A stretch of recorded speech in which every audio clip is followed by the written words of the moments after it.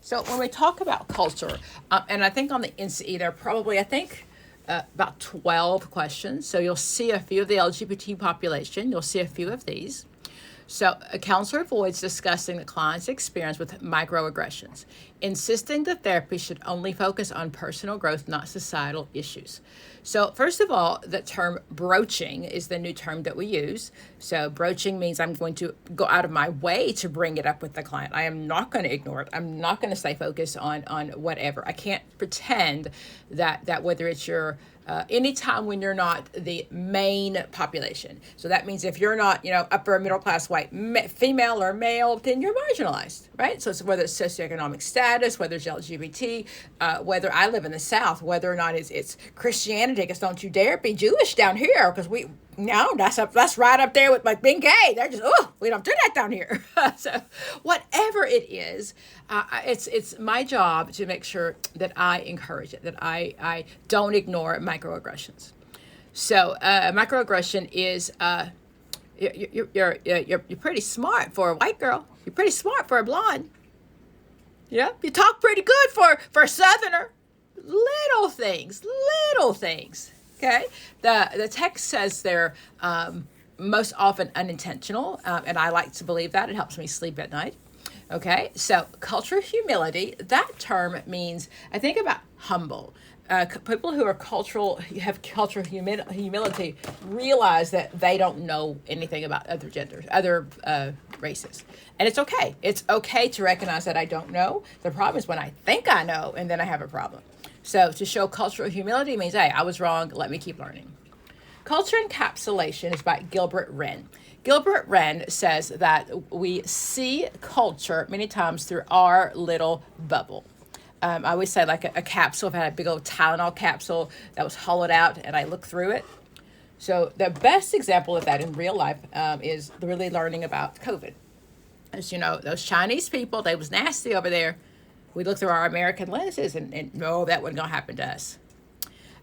Reciprocity means give and take, right? So if someone's reciprocity, and cultural responsiveness just means, again, I'm responsive to the culture. The goal is to be culturally competent, to be aware of my other cultures, okay? So that one is, he's only looking through his eyes, which is culture encapsulation. It could also be the term etic, ETIC, right? Because I only see it through the majority lens. Okay. So how about the next one? During a group session, a participant from a collectivist culture hesitates to speak up without group consensus. The counselor should what? So in a question like this is one of the ones where I don't know if it's if they're measuring group or if they're measuring culture, or I don't know on the test. Okay. But collectivism or collectivistic means what?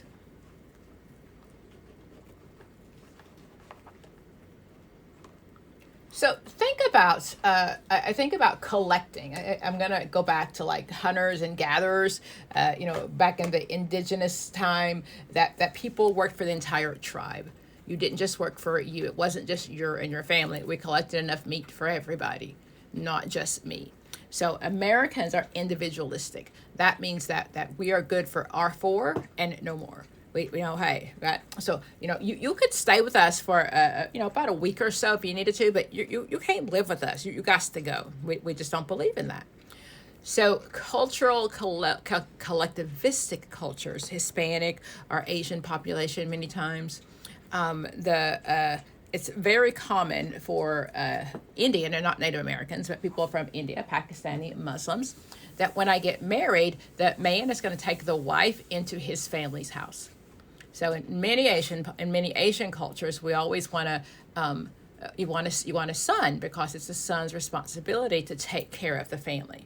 So an Asian son, a Muslim son, and again, it's very stereotypical for the test, would never even think about moving out. My wife gets married and she moves in with me. Okay, and then if I have an arranged marriage, that's even different. When I have now, my parents have picked somebody for me. And many times she's younger because, she can bear lots of children. So then now I've got this 17, 18-year-old. Okay, in the United States, you have to be at least 16. But if I get married outside the country, now I've got this girl who's left her family, and her job is to take care of me and my family.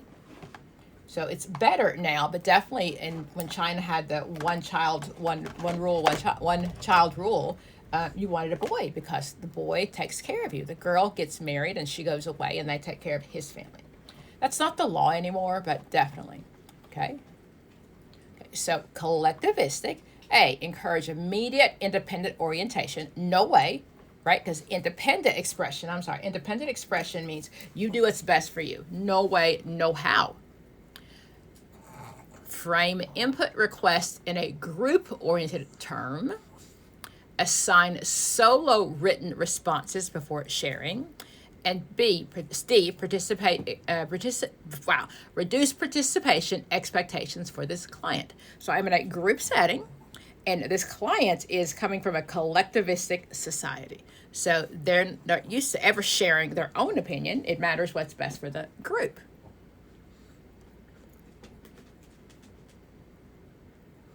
Okay, very good, very good. So frame the input request from the group-oriented term. So when we talk about group, when we talk about cohesiveness, that's when we're a collective we, that we feel this way. Okay, so aligning requests with collectivistic values respects the client's cultural norms. Okay, a client reports spiritual bypass from their church community. So this is a group, not a family. So he's from a collectivist culture. So he's in a group setting. So it's not necessarily the family. So collectivistic means, yes, my family. But in this one, he's from a collectivistic culture. So he wouldn't, in my group setting, if he's the only Indian or the only Asian or whatever, he wouldn't be okay with sharing what he wants. Because, got it. That's, what do you mean what's best for me? That never would cross my mind. Okay. A client reports spiritual bypass from their church community. This means, so spiritual bypass means that I am bypassing means of medicine. I don't need to see a doctor. I don't need to take medication. I don't need therapy.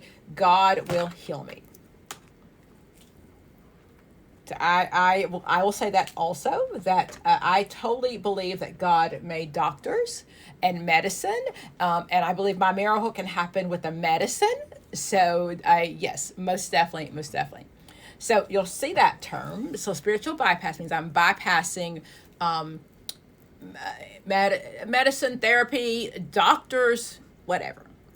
So A, they avoid spiritual rituals after trauma that use spiritual beliefs to avoid addressing emotional issues, rely on power of prayer as a supplement to therapy, and D, seeking culturally competent pastoral counseling. So I know that I can take out C, because C says relying on prayer, which is great, but it doesn't cover the rest of the question, right, where it talks about then as a supplement to therapy. That's how I like it. That's how I like it. Please pray for me. Pray for me. But I'm still going to go to therapy, whether it's mental health therapy, whether it's physical therapy, whether it's my doctor needs me to take something. Yes, absolutely. Okay. So avoiding rituals after trauma, that makes no sense. Of course, my answer would be B. Okay. To using spiritual belief to avoid addressing emotional issues. My dad died at 78. And his claim to fame was he hadn't been to the doctor until he was 76. Just imagine if you'd gone to the doctor at 68. We could have lived a little bit longer. Just saying. You know? A bilingual counselor notices a Hispanic client's emotional expression shifts when speaking from English to Spanish.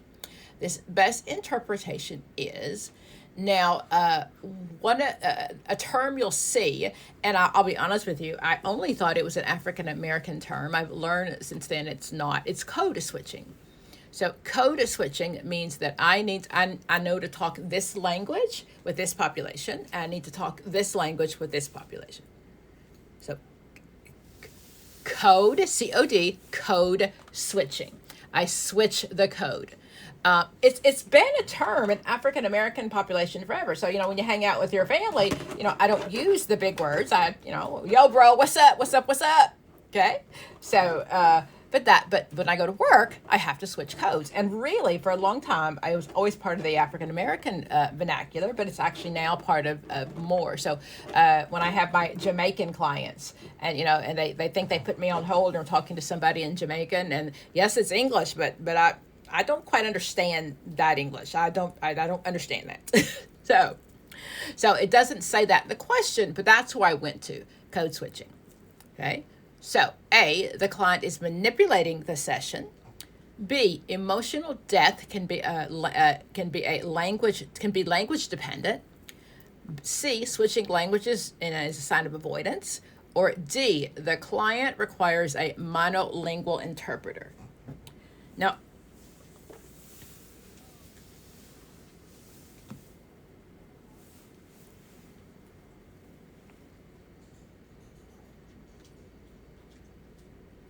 absolutely, absolutely. So then I speak both languages, right? So I know the common language, but I also don't want to. I don't want my children to lose their home tongue and the traditions. I think that's so important.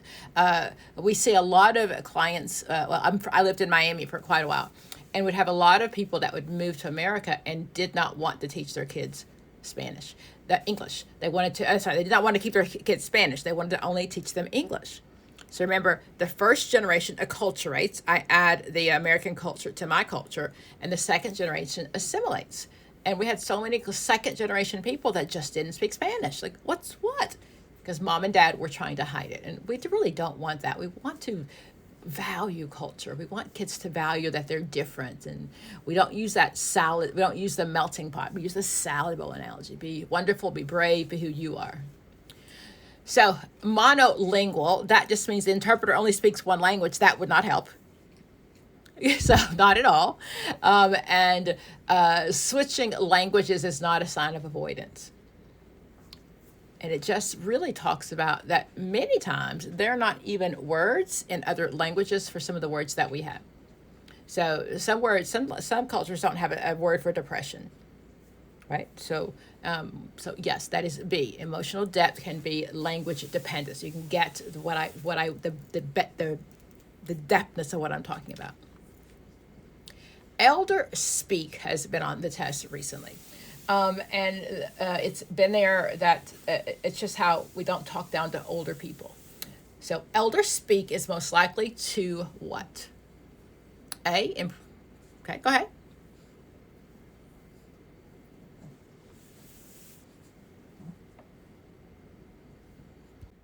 Absolutely. So to patronize means to look down upon you. So elder speak, if I use that in sing-song talk or baby talk, that definitely means I'm looking down on you. I'm seeing you not as a valued adult. It's funny, in many cultures, older people are treated as high quality.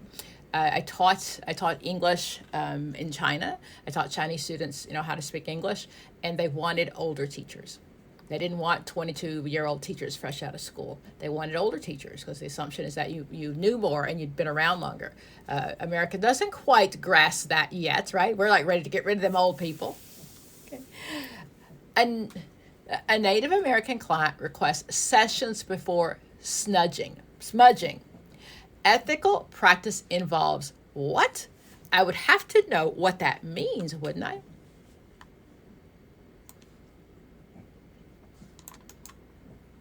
So when I see a term like that, I'm always going to make sure that I understand what it means. And it sounds like that it's probably a Native American word, okay? So smudging, I like it when they give that definition, to cause something to be smudged. That's really not going to help me. So let's go back, and I'm going to go back. So this one says, that one. Indigenous, the definition of smudging, and I saw indigenous, that means Native Americans. So smudging is putting the marks on your face. Okay, so sacred smoke created from burning medicinal or sacred plants in the aspect of many cultures and religions the world over. In North America, it's common to indigenous people. It's called smudging. Okay, so it really is, it's the plants, the 4 sacred plants, and then I'm going to burn and then smudge the ash on. It probably would be. There's probably very much a combination between Ash Wednesday and smudging. So Ash Wednesday, and I am not Catholic, but my understanding is that's the sign of Jesus burning on the cross. Is that, why am I putting ashes? I always thought it was the sign of the death of Jesus on the cross. Okay, so the first day of Lent, a powerful, somber day that reminds us that humans are mortal and we need to reconcile with God. That's very interesting because most of my Catholics don't believe in Christ. Is that? I'm not going to even pretend that I know that. I'm going to just pretend that I even said that. Okay, but definitely it's all about spirituality. Okay, so that's your nude word for today is smudging.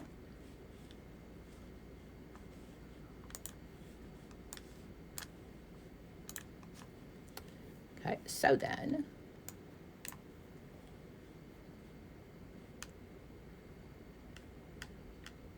of course, I lost my question in the smudging. Oh, wrong test, that's why. We're talking about culture. There we go. So a Native American client requests sessions to include smudging. Even if I didn't know this on the test, I would assume that it was something appropriate, something that was indigenous to my client. Okay. Got it. Okay. So then I would not refuse it because that's their culture. And C says only permit if the counselor shares the belief. Remember, bracketing in the code of ethics say my feelings don't belong any place at all in this session at all. So it doesn't matter. So that leaves me with B, consider integration if it aligns with the treatment goal, or D, refer to the culturally matched provider. So what I want to do definitely is come from my client's viewpoint. That's code of ethics, right, where my client starts from. There are questions many times about the spiritual healer or someone who uses sage or herbs. You'd go to that person before you went to a doctor. And if that's what my client believes in, I'm not going to ever challenge their belief system. The only time that's not okay is when it comes to children and it comes to then putting a child's life at safety. And even then, I don't decide that. That's not my decision to make. I can report it to CPS and let someone else make that, but we don't get the right to put children in danger ever. And that's a fine line of what's your culture and what's okay with my culture. In Miami and in the Caribbean, it's very common to have children kneel on rice, and then have children come to school with like the rice grains right in their knees, like.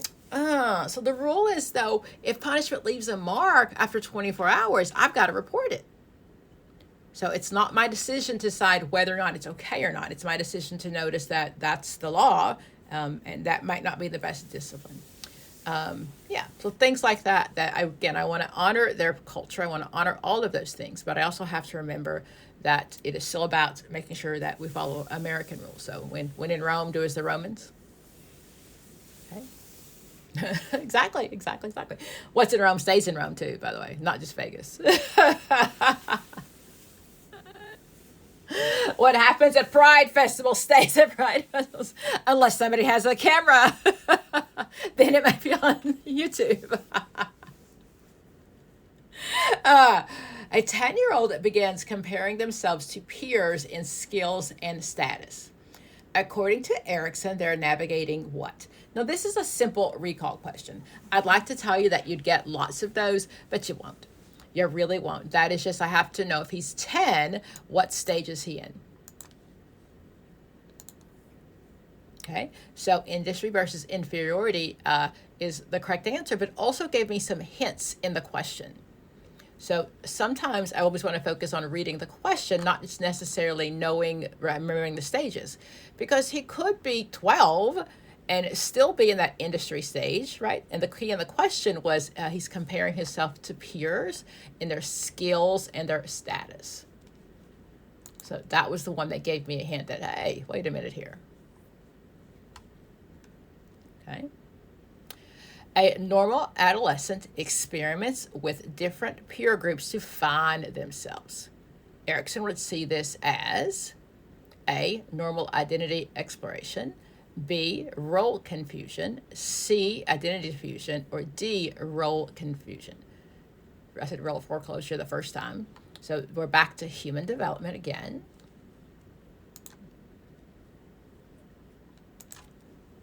So it is not, is it not? Now there is a term that we see sometimes, it's called, what is it called? Role or identity moratorium.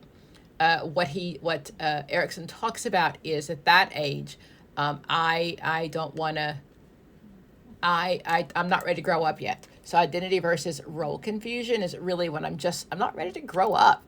So that's what that means. We're not ready to make that decision. So we're kind of stuck.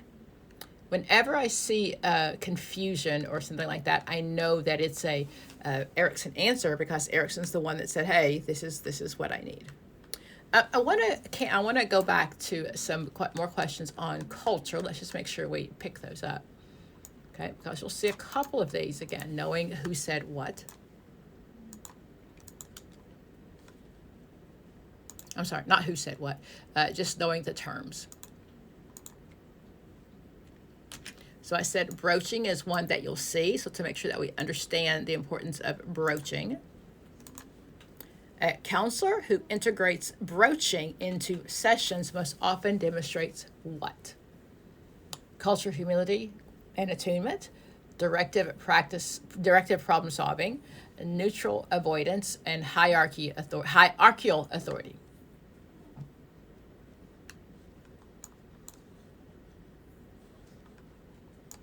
It is. So if I bring it in gently, then which one is, what can I take out? We're always going to rule out what no way, no how is the answer.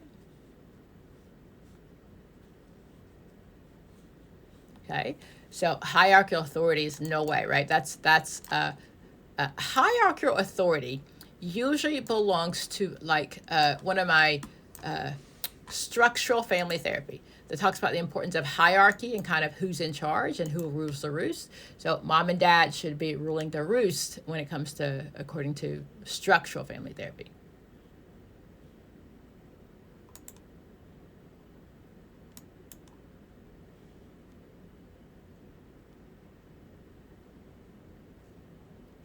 Okay. And so neutral avoidance means I don't pretend like they didn't say that. So I definitely, right, it's uncomfortable. We don't ask those questions. My mom has said we don't do that. So the neutral avoidance would mean, we're not going to talk about it. So now between A and B.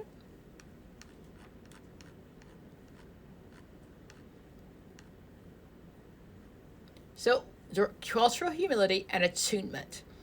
Cultural humility, remember, means to be humbled by what I don't know, and I'm always continuing to learn. And attunement is being in tuned, right, with the client, being in tune with other people, being included. Okay, so that's what that means. Okay, so okay, so and broaching is, remember, focusing on what my client, bringing up the uncomfortable things. Okay, is I would not do that.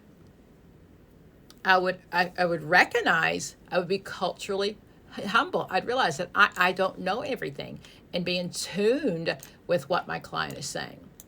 So the one that most integrates broaching into a session, most demonstrates.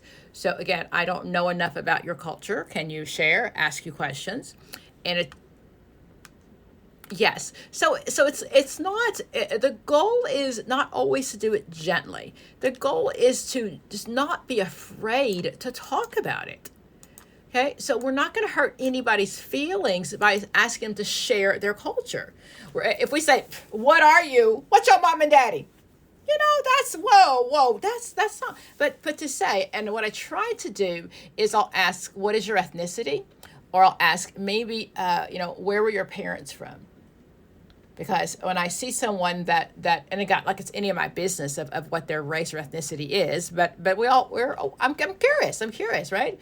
But I'm not like, what is you, girl? You no. I'll just say, and remember, your race is the color of your skin. But if I ask your ethnicity, that tells me about the foods you eat, where you grew up. That tells me a whole lot more than anything else, and it's really okay. We're not trying to fix a problem. That would be the B, direct problem solving. So we're not trying to do that. Okay. And I think that I think in society we have been so careful to be so politically correct. We can't say this and we can't say that, and we might offend somebody. And I don't want to ever offend anybody, but I also can't pretend that this is not the elephant in the room. I have to ask. So it's really not about. I just want to say, hey, I understand that there's a lot of Trump is sending a lot of people back, and I know that you have family. How is that affecting you? Are you okay with that? So it's really just adjusting the elephant in the room. Okay. Okay. So a counselor avoids broaching because they don't want to highlight differences.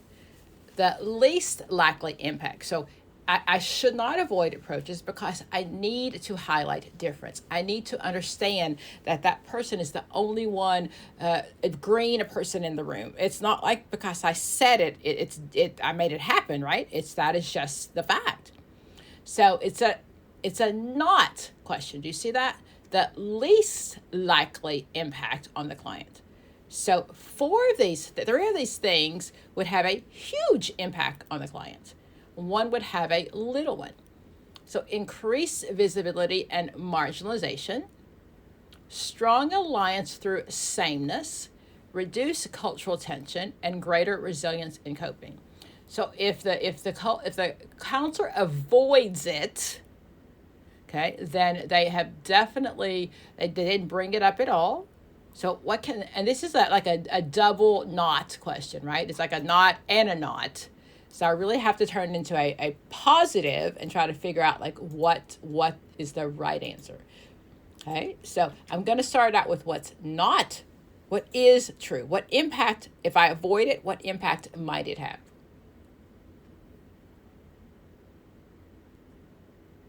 Okay, so if I talk about stronger alliances through sameness, no, and that's the etic viewpoint, right? And then reducing cultural tension. If I avoid it, it's still in the room. It's still the elephant in the room. Just because I didn't bring it up doesn't change the fact.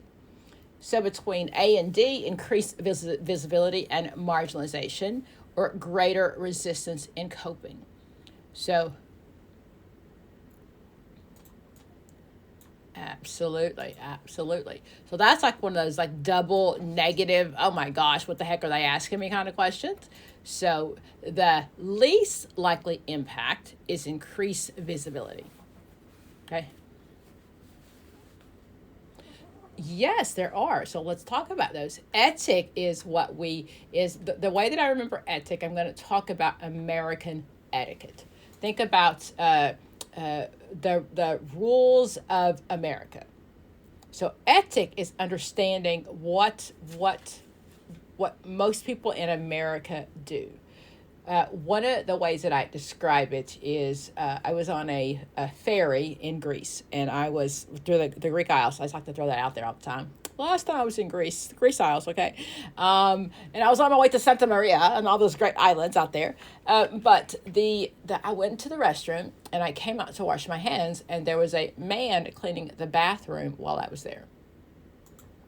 And okay, that was a little strange for me. I looked around the room because at first I thought I just misread, but usually in every country there's a girl and a boy sign. So usually I'm pretty good no matter where I go, okay? But I thought maybe I went in the wrong restroom. And then when I saw another woman come out of the stall and wash her hands, and she didn't give it the time of day, she didn't think about it at all, then I'm like, wait a minute, this is probably just culture. Americans are the ones that don't want to, oh my God, something awful happens in the bathroom. They might touch my kid in bathrooms. What? So the etic approach is there's something wrong with that because it doesn't happen in my eyes. And that's not what we want. We want to have the emic approach. So emic is making sure that I understand from the client's viewpoint.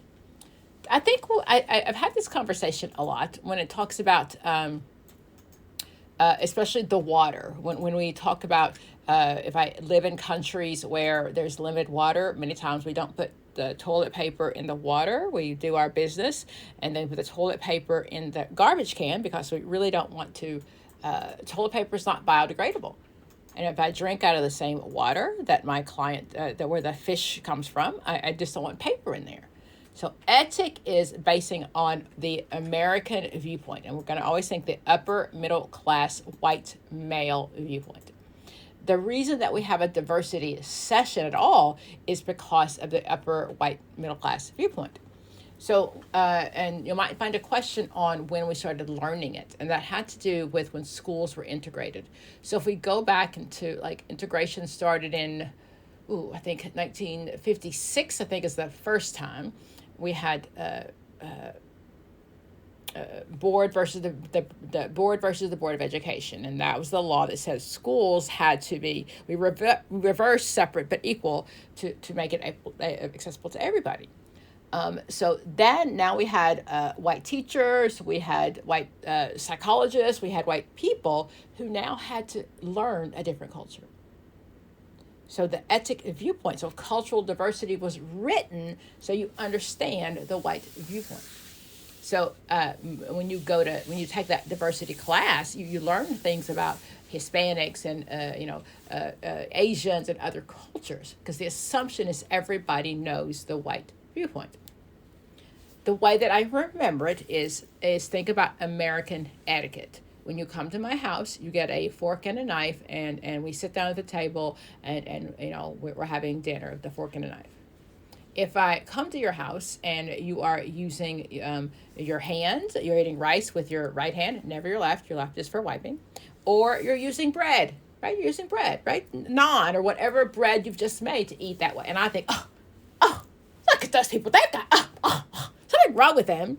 That's an etic viewpoint. I don't want to have that. I want to be emic. I want to understand where they come from. And I'm not right or I'm not better.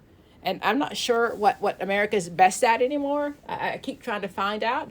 Maybe it's about we're the nation with the highest mass shootings. Woohoo! Right? We're the nation with the highest number of people in jail. We're not the smartest anymore, that is for sure. So ethnocentrism is that American view. Americans are the best.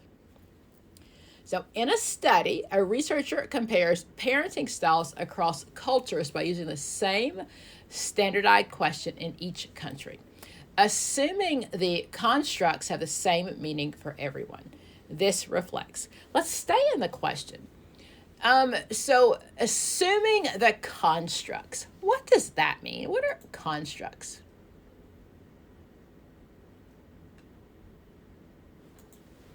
Constructs are things that we cannot touch.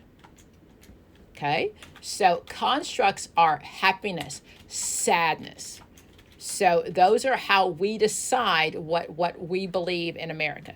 So a man, the roles of a husband and wife. Okay? So it's who decides that the woman has to stay home and cook and the man goes out all day? Where did that come from? That exactly. So constructs are what we believe. So in America, we believe. So Asia, and it's still that way many times in Asia, is that helicopter parenting. I want to know what my kids are doing, and they're involved in 17 different activities, etc. My daughter-in-law, my former daughter-in-law, kept saying when they have children, they're going to do hands-off parenting. That, when kids are 5, they can go to school by themselves. In America, you'd be abducted and someone calls CPS on you, right? But that's an American construct of when kids can ride the bus by themselves. Another construct is there used to be an IQ question talking about behavioral skills and adaptability. So there was a question that said, can a 6-year-old girl do her hair by herself for school? So in many white cultures, I can get up and brush my hair. In African American cultures, if my mama paid to have my hair braided, I bet not touch my hair. So you can't tell me that I'm wrong because your constructs are based on normal upper middle class white Americans. Okay, so now in this particular question, what is this? Is it an etic, an emic, cultural relativism, or cultural bias?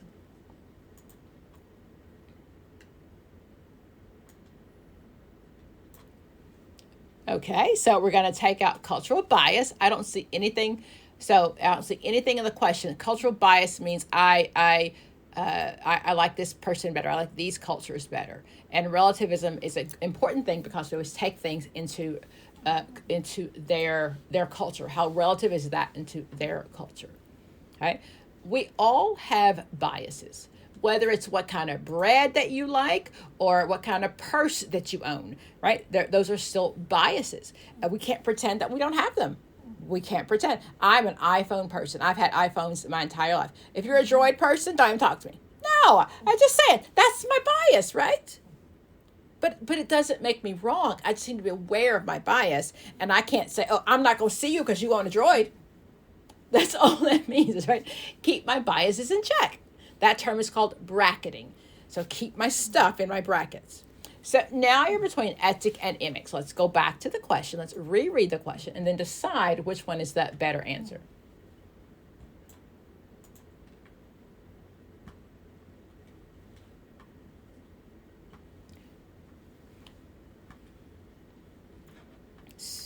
Okay, so again, I've used the same tool in every country. And if it was developed in Americas, it must be right because Americas are the best.